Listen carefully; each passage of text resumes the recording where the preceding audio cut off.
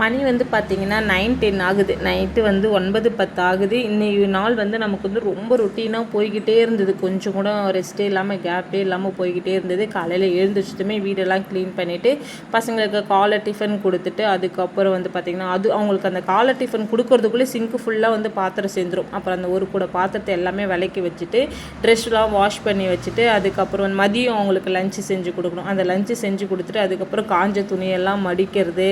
Evening போல் அவங்க கூட கொஞ்சம் நேரம் டைம் ஸ்பெண்ட் பண்ணிவிட்டு ஹோம் ஒர்க் செய்ய ஹெல்ப் பண்ணிவிட்டு அதுக்கப்புறம் ஈவினிங் ஸ்நாக்ஸு நைட்டு டிஃபன் அப்படின்னு ரொட்டீனாக போய்கிட்டே தான் இருந்தது. எனக்கு தெரிஞ்சு எல்லா ஹவுஸ் ஒய்ஃபும் கண்டிப்பாக அவங்கக்கிட்ட ஒரு கைத்தொழில் இருக்குன்னு நினைக்கிறேன். எல்லாருமே இதே மாதிரி தான் இருப்பீங்கன்னு நினைக்கிறேன். ஸோ மிஷின் ரெக்கவர் ஆனதுலேருந்து நான் வந்து மிஷின் பக்கம் வரவே இல்லை. ஸோ இன்னிலேருந்து நம்மளுடைய வேலை வந்து ரொட்டீனாக போய்கிட்டே இருக்கும். காலையில் அவங்களை ஸ்கூல் காமிச்சிட்டு எல்லா வேலையும் முடிச்சுட்டு மிஷினில் உட்காந்துட்டு என்னுடைய வேலை இதுக்கப்புறம் நம்ம கண்டினியூ பண்ணிக்கிட்டே தான் இருப்போமே. இந்த வீடியோ உங்களுக்கு பிடிச்சிருந்தா மறக்காமல் நம்ம சேனலை சப்ஸ்கிரைப் பண்ணிக்கோங்க. இனி ஒரு மினி விளக்கில் பார்க்கலாம். Tata bye.